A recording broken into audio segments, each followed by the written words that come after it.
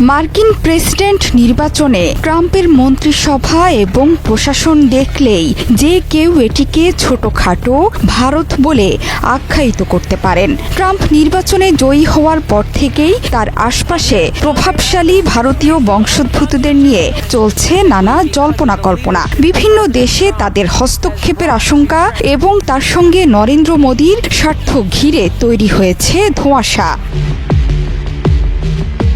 ভারত সরকারের প্রতিনিধি হয়ে ট্রাম্পের শপথে অংশ নিয়েছেন পররাষ্ট্রমন্ত্রী এস জয়শঙ্কর। এক্সে দেয়া পোস্টে প্রিয় বন্ধুকে শুভেচ্ছা জানিয়ে টুইট করেছেন নরেন্দ্র মোদী নিজেই। শুধু তাই নয়, ট্রাম্পের সাথে কাজ করার জন্য নিজের আগ্রহের কথাও টুইটারে দেয়া বার্তায় জানিয়ে দেন মোদী। মোদীর টুইটেই বোঝা যাচ্ছে ট্রাম্পের সাথে কাজ করতে কতটা আগ্রহী ভারতের সরকার। অন্যদিকে ট্রাম্পও তার মন্ত্রিসভা ঢেলে সাজিয়েছেন ভারত সংশ্লিষ্ট এবং বংশোদ্ভূতদের জন্য। এবার দেখে নেওয়া যাক ট্রাম্পের মন্ত্রিসভায় ভারতীয় বংশোদ্ভূত কে কে আছেন। নবনির্বাচিত প্রেসিডেন্ট ডোনাল্ড ট্রাম্প হোয়াইট হাউসে বসার আগেই মন্ত্রিসভা ও প্রশাসন গুছিয়ে রেখেছিলেন যাতে দায়িত্ব নেওয়ার সাথে সাথেই কাজে নেমে পড়তে পারেন। ট্রাম্পের মন্ত্রিসভায় প্রথমেই আসে অভ্যন্তরীণ গোয়েন্দা বাহিনী federal bureau of investigation FBI এর প্রধান হিসেবে ক্যাশ প্যাটেলের নাম। 1980 সালে নিউ ইয়র্কের গার্ডেন সিটিতে জন্ম তার। আইন নিয়ে পড়াশোনার জন্য নিউ ইয়র্কে আসার আগে রিচমন্ড বিশ্ববিদ্যালয় থেকে স্নাতক পড়েন। ব্রিটেনের ইউনিভার্সিটি কলেজ লন্ডনের ফ্যাকাল্টি অব ল থেকে আন্তর্জাতিক আইনেও ডিগ্রি আছে তার। কর্মজীবন শুরু করেছিলেন আইনজীবী হিসেবে।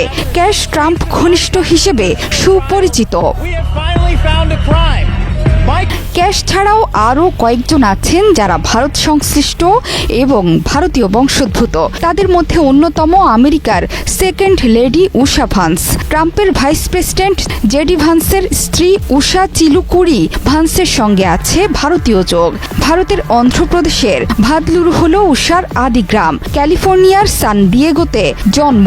ইয়েল বিশ্ববিদ্যালয় থেকে ইতিহাস নিয়ে স্নাতক ডিগ্রি অর্জন করেন। দর্শনে কেমব্রিজ বিশ্ববিদ্যালয় থেকে হয়েছেন স্নাতকোত্তর। 2014 সালে কেন্টাকিতে জেডি ভান্সকে বিয়ে করেন উষা। জেডি ভান্সের বিশ্বাস, স্ত্রীর হিন্দু ধর্মের প্রতি আনুগত্যই তাকে রাজনৈতিকভাবে এত দূর এগিয়ে দিয়েছে।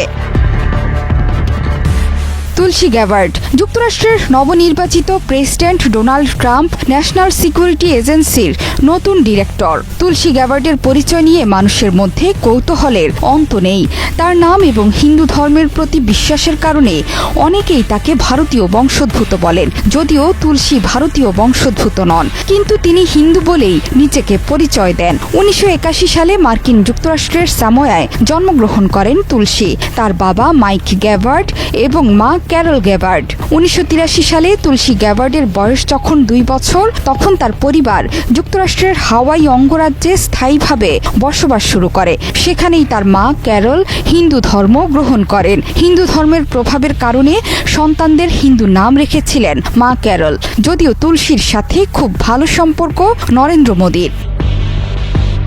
বিবেক রামাস্বামী। 2024 সালে আমেরিকার প্রেসিডেন্ট পদের প্রাথমিক নির্বাচনী লড়াইয়ে নেমে ডোনাল্ড ট্রাম্পকে টক্কর দিয়েছিলেন ভারতীয় বংশোদ্ভূত শিল্পপতি বিবেক রামাস্বামী। এক তামিল ব্রাহ্মণ পরিবারে জন্মগ্রহণ করা বিবেকের বাবা মা ভারতের কেরালা রাজ্য থেকে আসেন আমেরিকার সিনসিনাটিতে। ওহাইওতে 1985 সালে জন্মগ্রহণ করেন বিবেক। ডিপার্টমেন্ট অব গভর্নমেন্ট এফিসিয়েন্সি নামে নতুন মন্ত্রণালয়ের দায়িত্বে ইলনের পাশাপাশি থাকছেন এ ভারতীয় বংশোদ্ভূত বিবেক রামাস্বামী।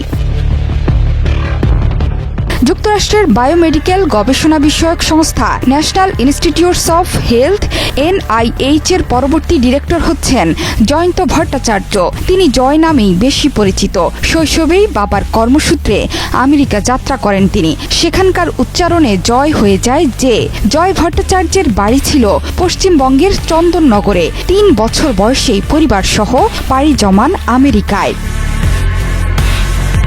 পাশাপাশি ভারতীয় বংশোদ্ভূত আমেরিকান উদ্যোক্তা শ্রীরাম কৃষ্ণানকে কৃত্রিম বুদ্ধিমত্তা বা AI বিষয়ক উপদেষ্টা হিসেবে নিয়োগ দিয়েছেন ট্রাম্প। তিনি মাইক্রোসফট, টুইটার, ইয়াহু এবং ফেসবুকের মতো প্রতিষ্ঠানে কাজ করেছেন। এছাড়া হারমিত কে ধিলো মানবাধিকার বিষয়ক আইনজীবী হিসেবে নিয়োগ দিয়েছেন ট্রাম্প।